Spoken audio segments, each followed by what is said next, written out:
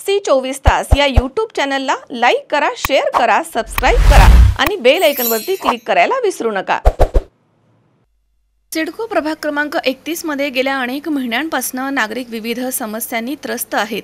भीषण पाणी टंचाई, खराब रस्ते, अपूर्ण लाईटची व्यवस्था आणि डिवायडरची कमतरता यामुळे नागरिकांचा संताप वाढत चाललाय आणि या पार्श्वभूमीवर भारतीय जनता पक्षाच्या वतीने बाळकृष्ण शिरसाट यांच्या नेतृत्वाखाली सिडको विभागीय कार्यालयावरती भव्य मोर्चा काढण्यात आला। या मोर्चामध्ये महिलांचा विशेष असा सहभाग होता। डोक्यावरती पाण्याचे हंडे घेऊन, हातामध्ये भाजपचे झेंडे घेऊन यावेळी जोरदार घोषणाबाजी करण्यात आली आहे। मोर्चामध्ये पाथर्डी, सराफनगर, जायभावे नगर, ज्ञानेश्वर नगर, मुरलीधर नगर आणि वासन नगर येथील नागरिक मोठ्या संख्येने सहभागी झाले होते। महिलांबरोबर लहान मुलं आणि ज्येष्ठ नागरिकांचा देखील मोर्चात सहभाग होता।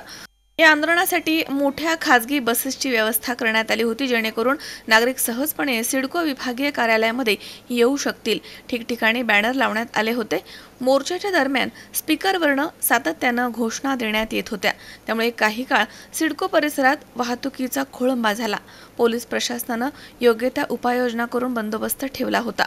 या आंदोलनामध्ये बाळकृष्ण शिरसाट यांच्यासह माजी नगरसेविका पुष्पा आव्हाड तसेच भाजपचे भगवान दोंदे, ॲडव्होकेट श्याम बडोदे तसेच साहेबराव आव्हाड आदी नेते मंडळी उपस्थित होते। त्यांनी आंदोलनाच्या माध्यमातून प्रशासनाचे लक्ष वेधून घेतलं आणि समस्यांवरती त्वरित तोडगा काढण्याची मागणी केली आहे। आजही 2-3 वर्ष झाले पण पाण्याची लाईन देखील त्या नागरिकांना मिळालेली नाहीये। अतिशय भीषण परिस्थिती पाण्याची आहे।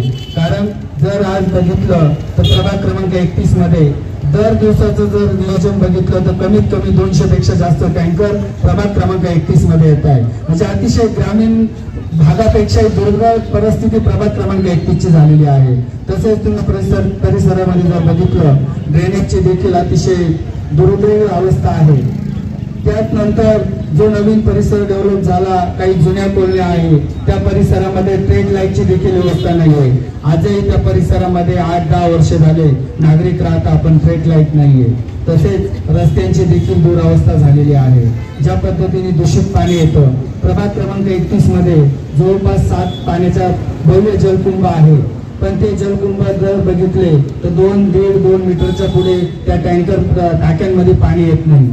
आणि तसेच मेट्रो झोनच्या समोर पाण्याची टाकी होऊन 7 वर्ष झाली, आजही त्या टाकीमध्ये आजपर्यंत एक थेंब देखील पाणी आलेलं नाही। तर या शासनाने हे टाकी बांधण्यासाठी एवढा अवाढव्य खर्च करून जर नागरिकांना फायदा नसेल तर ती टाकी कशाला बांधली असेल।